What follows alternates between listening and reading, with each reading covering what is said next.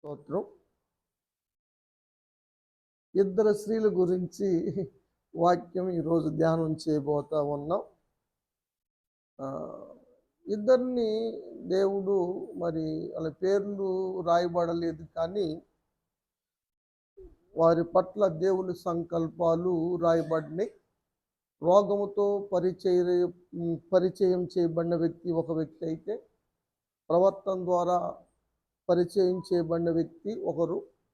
ఈ ఇద్దరు పట్ల దేవుని యొక్క సంకల్పము ఎలా ఉందో, దేవుడు వారిని ఏ విధంగా సాక్షులుగా నిలుపుకున్నాడో అన్న అంశాన్ని ఈరోజు మనం ధ్యానించబోతున్నాం. మరి అమ్మాయి రాణి కోటము, అమ్మాయి లతా కోటం కనుక రెండు కలిపి చెప్తా ఉన్నాను, మిక్సింగ్. అర్థం చేసుకోండి. ఒకరినేమో దేవుడు సాక్షివంతంగా నిలుపుకున్నాడు, ఒకరినేమో అనేకుల్ని దేవుని దగ్గర నడిపించేవారుగా ఎన్నుకున్నాడు. ఆ వ్యక్తులు వీళ్ళు వాళ్ళ గురించి మనం ధ్యానం చేద్దాం ఈరోజు. ఏమో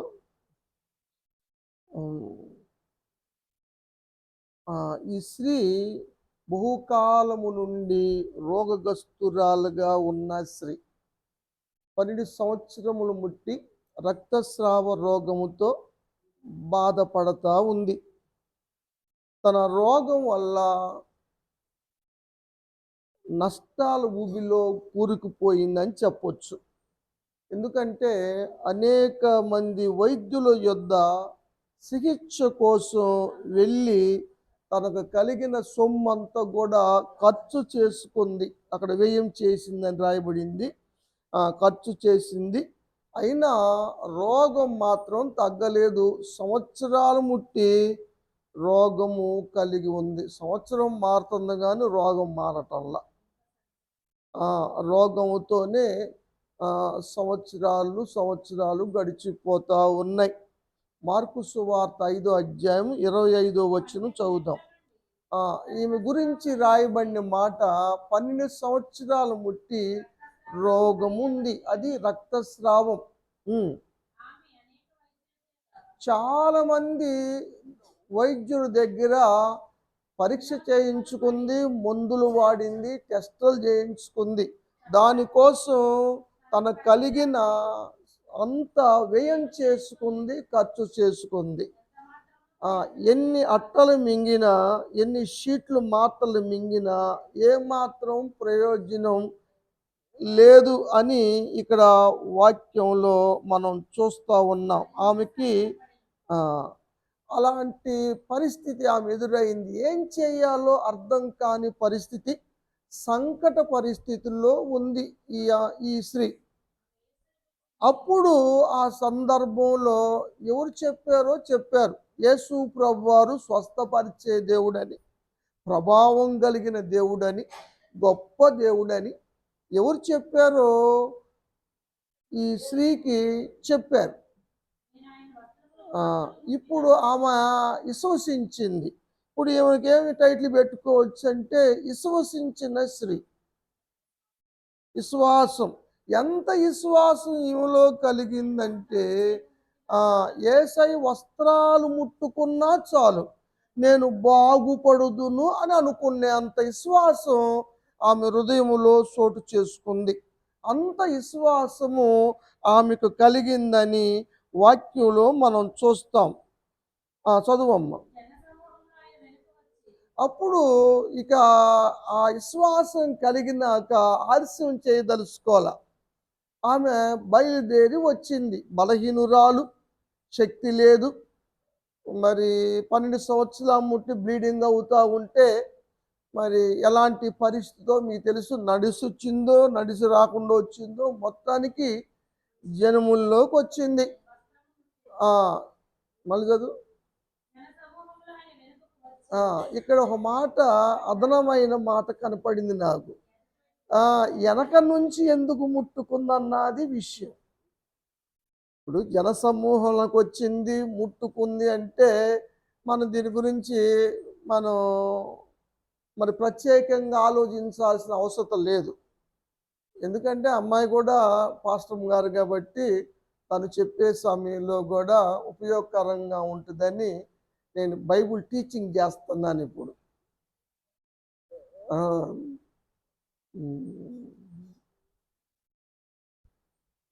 ఎందుకని వెనక నుంచి ముట్టుకుంది అన్న విషయం తెలిస్తే ఏమవుతుంది?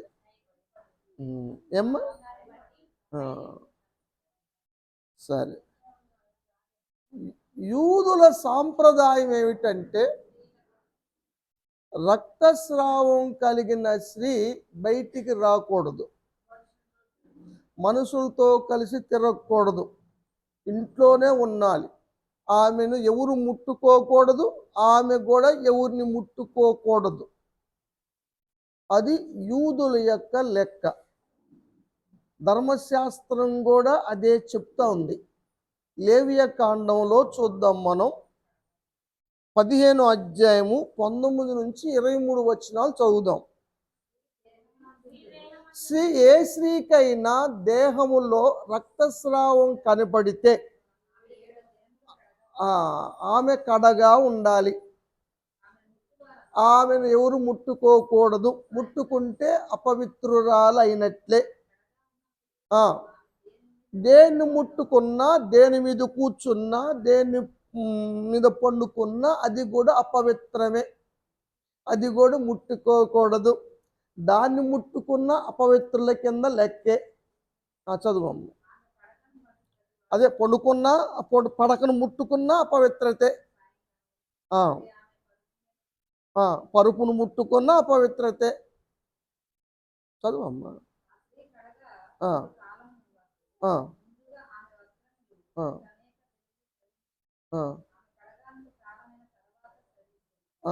ఆమె రక్తస్రావం ఎన్నాళ్ళు ఉన్నా సరే అన్నాళ్ళు అపవిత్రురాలే ఆమె. ఆమె పొట్టుకున్న వాళ్ళు అపవిత్రులే, ఆమె పొట్టుకున్నది ముట్టుకున్నది అంత అపవిత్రమే. అందుకని సమాజంలోకి ఆ రోగము కలిగిన వ్యక్తి రాకూడదు, ఎవరిని ముట్టుకోకూడదు. ఇప్పుడు ఈ అమ్మాయి వెళ్ళాల్సి వచ్చింది. బాధ అలాంటిది, భరించలేని పరిస్థితి. కానీ వెళ్ళొచ్చా, వెళ్ళకూడదా? వెళ్ళకూడదు. మరి వెళ్ళకపోతే ఎలా తగ్గుతుంది? తగ్గదు. అందుకని సీక్రెట్గా వాళ్ళకి బయటపడకుండా, ఈ విషయం వెనక్కి రాకుండా, నలుగురిలోకి తెలియకోకుండా ఉండటం కోసం ఆమె ఎనుకగా వచ్చి ముట్టుకుంది కదా. ఇప్పుడు అర్థమైంది ఎనుక ఎందుకు ముట్టుకుందో ఏమ్మా? ఇప్పుడు యేసు ప్రభు వారికి ఒక విషయం అర్థమైంది. ఏమిటంటే తనలో ఉన్న ప్రభావము బయలు వెళ్ళిందని. ఆయన ప్రభావం కలిగిన దేవుడు తన ప్రభావము వెళ్ళి ఎవరినో స్వస్థపరిచిందన్న విషయము యేసు ప్రభు వారు తెలుసుకున్నారు. అప్పుడు అడిగారు శిష్యుల్ని, ఎవరో నన్ను ముట్టుకున్నారు, నాలో ప్రభావం వెళ్ళింది అని చెప్పారు శిష్యులకి. ఏంటి ప్రభా, ఇంతమంది జనసమూహం మీద పడుతుంటే ఇలా అడుగుతున్నావేంటి అని వాళ్ళు అన్నారు. ఎవరు? శిష్యులు అన్నారు. కాదయ్యా, నాలో ప్రభావం వెళ్ళిందని ఆమెను కనిపెట్టడానికి, ఎవరు నన్ను ముట్టిన స్త్రీ అన్న సంగతి కూడా యేసుప్రభు తెలుసు. నన్ను ముట్టుకున్న స్త్రీ ఎవరు అని చుట్టూ చూస్తూ ఉన్నారు. ఎందుకు చూశాడు తెలియక కాదు, ఆమె అప్పటికైనా బయటపడుతుంది అన్న ఉద్దేశంతో. ఎందుకంటే ఆమెను సాక్షిగా నిలపాలన్నది దేవుని సంకల్పం ఏమో. అందుకోసం ఆయన చుట్టూ చూస్తూ ఉన్నాడు. ఆమె కనబడలేదు. 32వ వచనానికి వచ్చేలకే చూశాడు. ఆయన చూడంగానే ఆయన చూపు ఆమె మీద పడి ఉంటుంది. గుండెల్లో రైలు పరిగెత్తుంటుంది. వణుకొచ్చేసింది, భయపడిపోయింది. ఎందుకు భయపడింది, ఎందుకు వణికిపోయింది? ఇప్పుడు అందరికి తెలిసింది, అందరికి తెలిసిపోయింది. కొట్టినా కొడతారు కదా, ధర్మశాస్త్రం మీరిన వ్యక్తి కదా. అందుకని ఆమె భయపడింది, వణికింది. పరిశుద్ధ గ్రంథంలో రాయబడిన ఒక్కొక్క పదము ఒక సందర్భంలో చాలా అర్థవంతంగా ఉంటుంది. అర్థము అర్థరహితంగా ఎక్కడా రాయబడలేదు. వాళ్ళు జాలరులైనా సామాన్యులైన వారైనా 40 మంది సుమారుగా రాశారు పరిశుద్ధ గ్రంథాన్ని. ఒక కాలంలో రాయల పండితులు ఉన్నారు, పామరులు ఉన్నారు. ఎవరు రాసినా కూడా ఎంత గొప్పగా ఉందో, ఎందుకంటే రాయించిన వాడు పరిశుద్ధాత్ముడు కనుక. ఆ సత్యము మనకు తెలుసు. ఇక జనసమూహం ముందుకు వచ్చేసి తప్పలేదు. మళ్ళీ ఆమె కృతజ్ఞత చూపింది. కృతజ్ఞత చూపిన స్త్రీగా కనపడతా ఉంది. 33 చదువురా.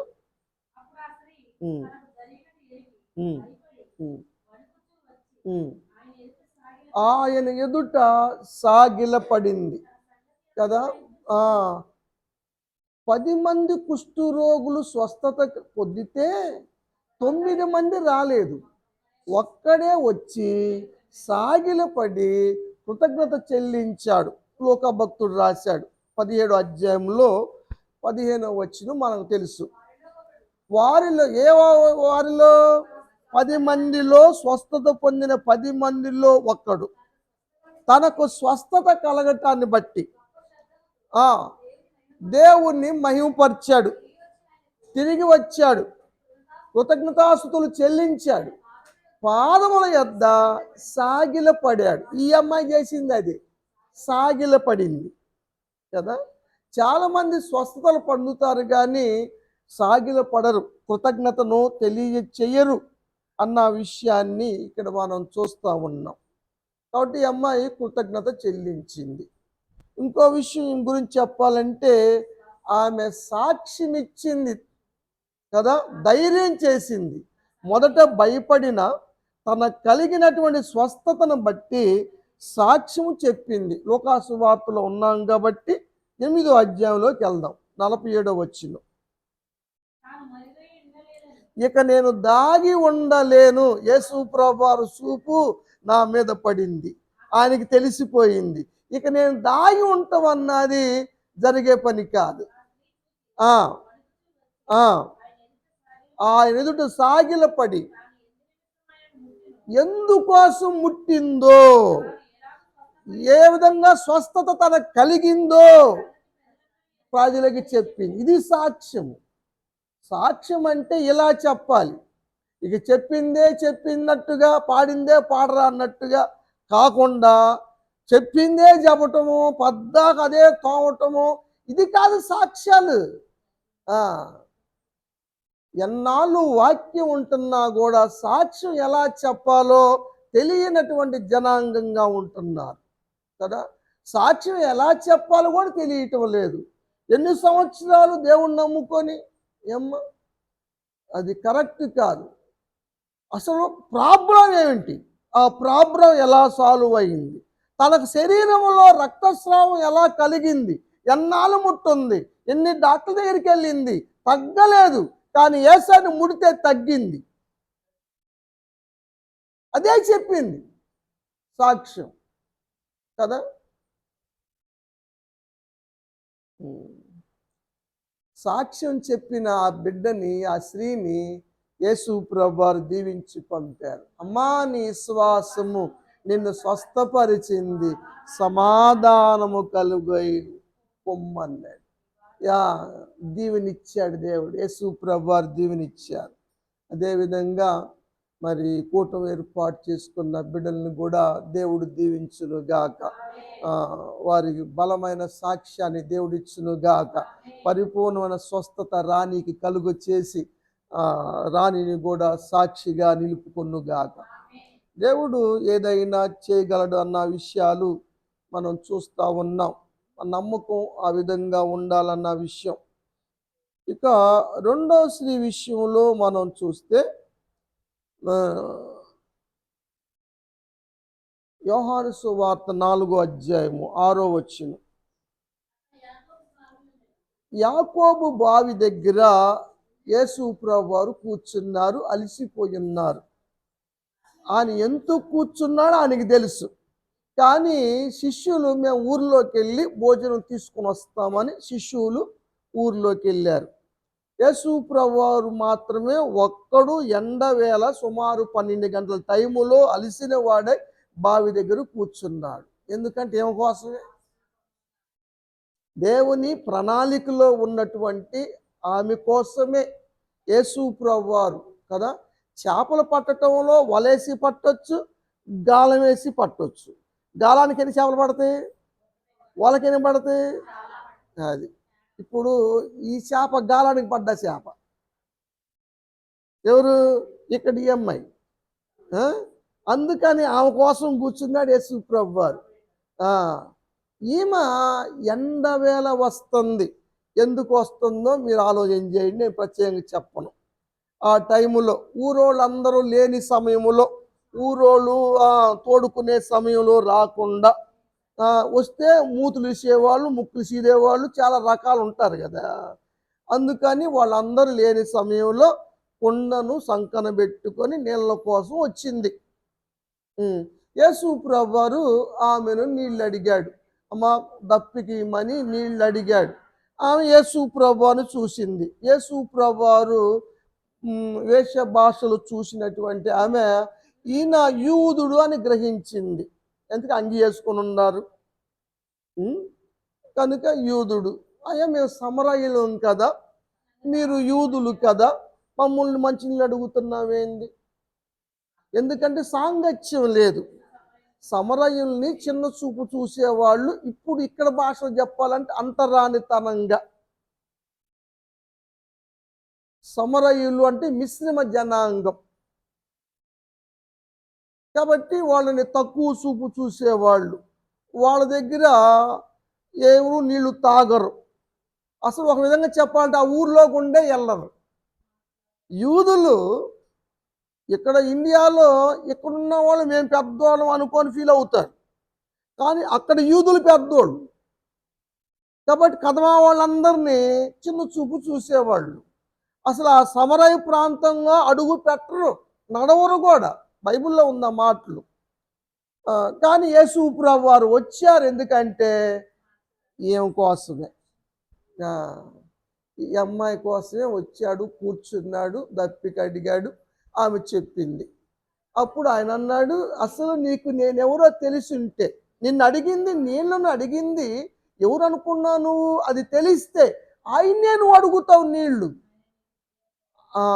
నువ్విచ్చే నీళ్లు కాదవి, నేనిచ్చే నీళ్లు జీవజల నీళ్లు. ఒకసారి తాగితే ఇక దప్పికవు. నువ్విచ్చే నీళ్లు తాగితే మరలా మరలా దప్పికవుతుంది. నేనిచ్చే నీళ్లు తాగితే ఇక దప్పికవ్వదు. ఎందుకంటే అవి జీవజలాలు నేను ఇచ్చేవి అని యేసు ప్రభు వారు చెప్పాడు. అప్పుడు తన కష్టాన్నంతా ఎల్లబోసుకుంది. ఏంది? అయ్యా ఇదేమో దూరంగా ఉంది, అందరి ముందు రాలేకపోతున్నాను, మధ్యాహ్నం వచ్చి వెళ్తానేమో ఉంది, ఆ బావి చూడకపోతే చాలా లోతుంది, నేనేం తోడుకోలేకపోతున్నాను, పద్దాగా రావాల్సి వస్తుంది. అయ్యయ్యా ఆ నీళ్ళు ఇస్తే నేను ఒకసారి దానికి పెమ్మానే ఉండొచ్చు. ఇక దప్పి కొనుక్కోకుండా ఉండొచ్చని తన కష్టాన్ని చెప్పుకుంది కదా. ఏదైనా కష్టాలు చెప్పుకుంటే తీరుస్తాడు, కానీ చెప్పుకోకుండా దాచుకుంటే అట్ట కదా. లాయర్ల దగ్గర చెబుతారు నిజాలు, డాక్టర్ల దగ్గర కాబట్టి చెబుతారు. దేవుని దగ్గర చెప్పడానికి ఎందుకురా మీకు? సరే సాక్ష్యంగా నిలబడి చెప్పక్కర్లేదు. ఏకాంత ప్రాంతాలు ఉన్నాయి కదా, చేసుకోండి. వ్యక్తిగత ప్రార్థనలు ఉన్నాయి కదా, చేసుకోండి. లేకపోతే నాకు స్వస్థత కోసం చేయండి. ఇప్పుడు అమ్మ చెప్పింది మాకు నీళ్లు కొదవుగా ఉంది, నీళ్ళ కోసం చేయండి అంది. అలా చెప్పండి.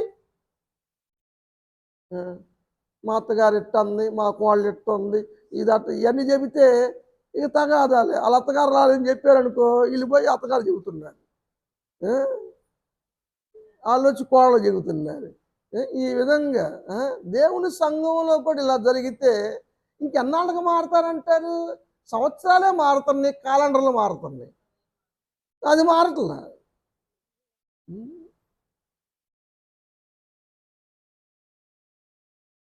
అప్పుడు యేసు ప్రభువారు అన్నాడు, అమ్మా ఇది న్యాయం కాదురా, మీ ఆని పిలుచుకురా కదా. నిజంగా సంఘానికి భార్యాభర్తలు రావాలి యేసయ్య దగ్గరికి. ఏ సంఘంలో మనం చెప్పాను కదా, హిందువులు ఎంత పర్సెంటు దేవాలయాలకు వెళ్తారంటే 90% వెళ్తారు. ముస్లిమ్స్ మగవాళ్ళు 100% వెళ్తారు, స్త్రీలు వెళ్ళరు. కానీ క్రిస్టియన్స్ స్త్రీలే వెళ్తారు ఎక్కువ శాతం, పురుషులు రారు. మరి దేవుని రాకడొస్తే మీరేనా దేవుని రాజ్యానికి వెళ్ళేది? వాళ్ళొద్దా? వాళ్ళొద్దండి ఇక కదా. అంటారు పండగ పూట కూడా పాత ఆయనట్టుగా ఇక్కడికి వచ్చినా కూడా మా ఆయనేనా, ఇంటికి భూలోకంలో ఇసుకిచ్చింది జాలేదా, ఇంకా ఆడకెందుకు అంటారా? ఆ? కుటుంబాలుగా ఉండాలి కదా దేవుని రాజ్యంలో. ఏమ్మా, మీ ఆయన పిలుచుకొస్తావా? మరి నీ ఒక్కదానికి తాగి నువ్వు చిరకాలం మంచిలు తాక్కోకుండా ఉంటావు, మరి మీ ఆయన పోద్దా అని యేసు ప్రభు వారు అన్నాడు. అసలు నాకు పెళ్ళి అయితే కదా మా ఆయన ఉండటానికి అంది. అది కదా, నా పెనిమిటి లేడు కదా, పెళ్ళి అయితే కదా నాకు పెనిమిటి ఉండేది. నిజమేనమ్మ నువ్వు చెప్పిన మాట. ఇంతకుముందు 5గురిని వదిలేసావు కదా, ఇప్పుడు 6వోడు కదా, ఆయన కూడా పెనిమిటి కాదులే అనే. ఈ మాట ఎందుకు చెప్పాడంటే యేసు ప్రభు వారు ఆమె చేసినవి ఆమె తెలుసుకుంటానికి. యేసయ్యకి అన్నీ తెలుసు, ఆ సంగతి తెలియటానికి. ఇప్పుడు మాట్లాడే విధానంలో మార్పు వచ్చింది. వెంటనే ఆయన ప్రవక్త అని గ్రహించింది. ఎందుకంటే ప్రవక్తలకి తెలుస్తే విషయాలు. ఎవరు ఎవరు చెప్పారు ఆయనకి? ఆయన ఎవరో నేనెవరు? ఇప్పుడు దాకా యాకోబు గొప్పోడు అది ఇది అనుకున్నాం కదా. ఎవరు చెప్పారు ఈయనకి? ఆయన ప్రవక్త అని. ఇక మళ్ళీ దైవికమైన మాటల్లోకి దిగింది. అది మాకు అన్ని విషయాలు తెలియదండి, మెస్సయ్య వస్తాడు కదా. మాకు ఆరాధించే స్థలం గురించి మాట్లాడింది మొదటిగా. మాకు ఆరాధించే స్థలము యెరూషలేములో ఉందండి అని చెబితే యేసు ప్రభు వారు చెప్పారు, అమ్మా స్థల ప్రాముఖ్యత కాదు. ఒకప్పుడు ఈరోజు సురేష్ గారు వాళ్ళు చర్చి ప్రతిష్ఠిత రోజు పిలిచారు. పిలిచారంటే సంఘ పెద్దగా రమేష్ గారు కూడా వెళ్ళరండి అయ్య గారు పిలిచినప్పుడు వెళ్తూ పోటెట్టారు. ఎందుకంటే మనం ఎక్కువగా ఇలాంటివి చేయము.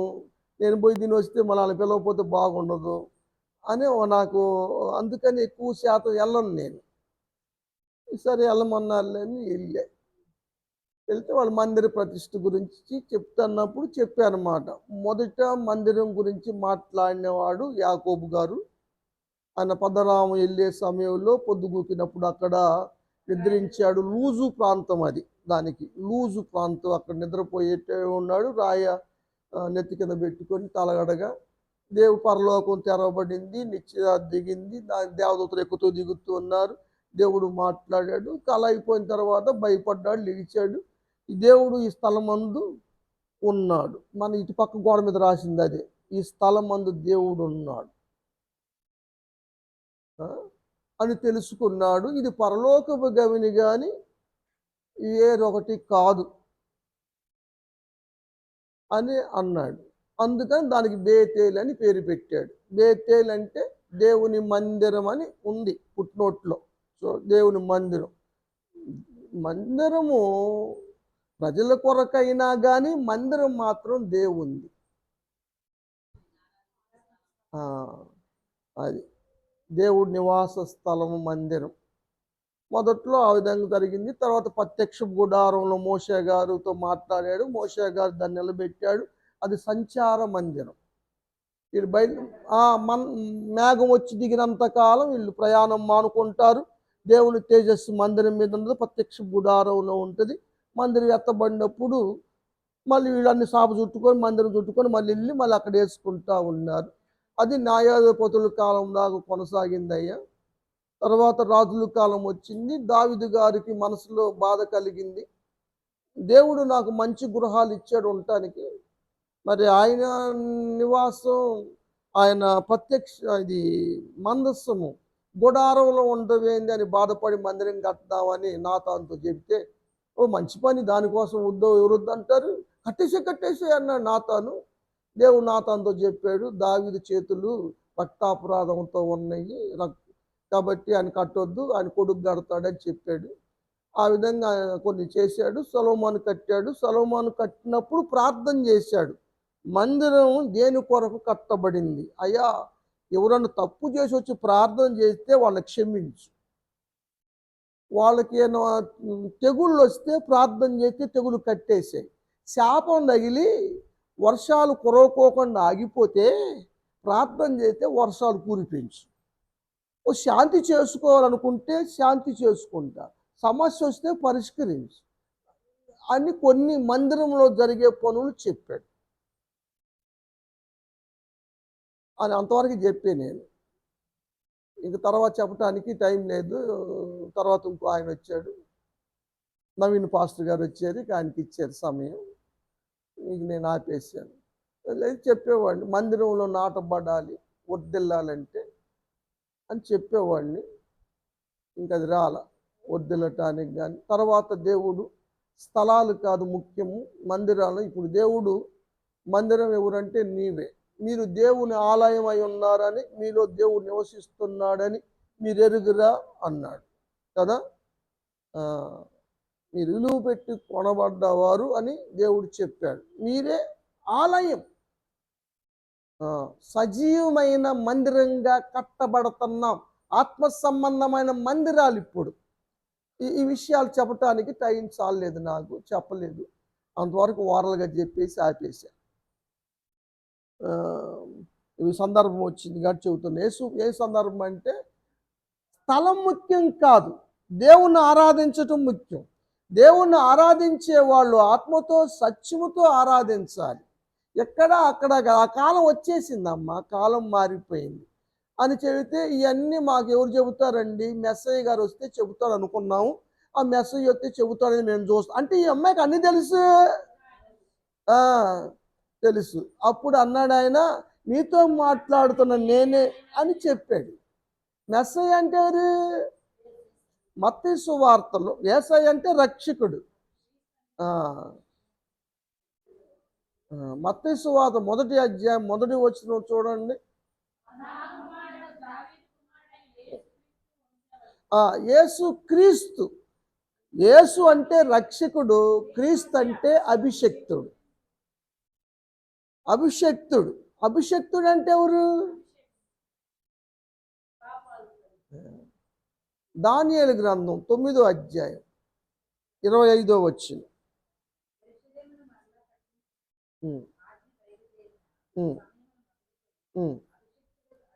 అక్కడ అభిషక్తుడికి అధిపతి, అక్కడ అంకుంది పుట్నోట్లో చూడండి, మెస్సయ్య. యూదులకు అర్థం కాంది అదే, ఏసే మెస్సయ్య అన్న సంగతి తెలియలే కదా. ఇప్పుడు సమరైజ్ తెలుసుకుంది, యేసుప్రభు వారే మెస్సయ్య అని యేసుప్రభు వారు చెప్పారు. ఎందుకంటే ఆ టాపిక్ తీసుకొచ్చింది కదా. మెస్సయ్య వచ్చి మాకు అంత తెలియచేస్తాడు అని చెప్పినప్పుడు, నీతో మాట్లాడుతున్న నేనే అన్నాడు కదా. ఇక అంతే, ఆ కొండ ఇడిచిపెట్టేసింది. ఆమె కొండ యేసుప్రభు వారు అంత ప్రయాసపడి ఆ ఎండలో అలిసిపోయి కూర్చున్న దానికి ప్రతిఫలం దొరికింది. ఆమె కొండ విడిచిపెట్టింది కదా, పాత జీవితాన్ని విడిచిపెట్టేసింది. ఇక అక్కడి నుంచి బయలుదేరి ఊర్లోకి వెళ్ళింది. ఏంది అమ్మ ఇంత ధైర్యంగా వస్తుంది, పంపుక బావి దగ్గరికి రాదు మనం ఉన్నప్పుడు, ఏంది అలా వస్తుంది అని అందరూ ఆశ్చర్యంగా చూస్తూ ఉన్నారు. చెప్తుంది, నేను చేసినవన్నీ నాతో చెప్పిన వాళ్ళు చూదురుకొని రండి అని పిలుచుకుంది. వెళ్ళి చెప్పినాక అందరూ ఏంది ఆశ్చర్యపోయారు. నిజంగా నువ్వు చేసింది ఎవరు తెలుస్తుంది? నీకే తెలుస్తుంది. ఆయన అటు చెప్పాడు. అమ్ము చూడాలని అందరూ ఊరోళ్ళు అందరూ కదిలి వచ్చారు, సమరయులందరూ వచ్చారు అంటది. ఇది క్రీస్తు కాడా? క్రీస్తు అంటే మెస్సయ్య, యేసు అంటే రక్షకుడు, అభిషిక్తుడు. ఈయన క్రీస్తు కాడా అంది. అప్పుడు వాళ్ళు యేసు ప్రభువును చూశారు, విన్నారు, 2 రోజులు ఉండమని అడిగారు. ఆ 2 రోజులు ఉన్న తర్వాత ఆమెతో అంటున్నారు, అమ్మా నువ్వు చెప్పిన మాటలు బట్టి కాదు, ఇప్పుడు మేము నేర్చుకున్నాం, మేము తెలుసుకున్నాం, ఆయన లోకరక్షకుడు. దేవునికి స్తోత్రం. ఈ పని ఏంటంటే వాళ్ళు నడిపించటం, లోకరక్షకుని దగ్గరికి నడిపించటం, వాళ్ళు లోకరక్షకుని తెలుసుకొని బాప్తీసం పొందటం. అందుకోసం ఈమెను కోరుకున్నాడు దేవుడు, ఎన్నిక చేసుకున్నాడు. స్వస్థత సాక్ష్యంగా ఆమెను ఎన్నిక చేసుకున్నాడు. ఎవరి ఎన్నిక వాళ్ళదే కదా. ఏమా ఒక్కొక్కరి పట్ల ఒకరి దేవుని యొక్క సంకల్పాలు కదా.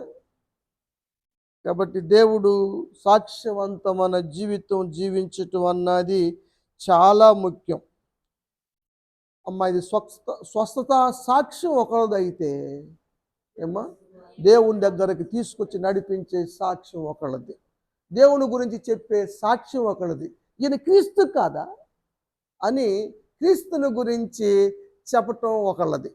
ఈ 2 సాక్ష్యాలు దేవుడు దీవించును గాక. ఈ 2 స్త్రీలను కూడా దేవుడు దీవించి ఆశీర్వదించును గాక. ఆమె వీళ్ళిద్దరే కాదు, వాళ్ళిద్దరే కాదు. సరే, వందనాలు.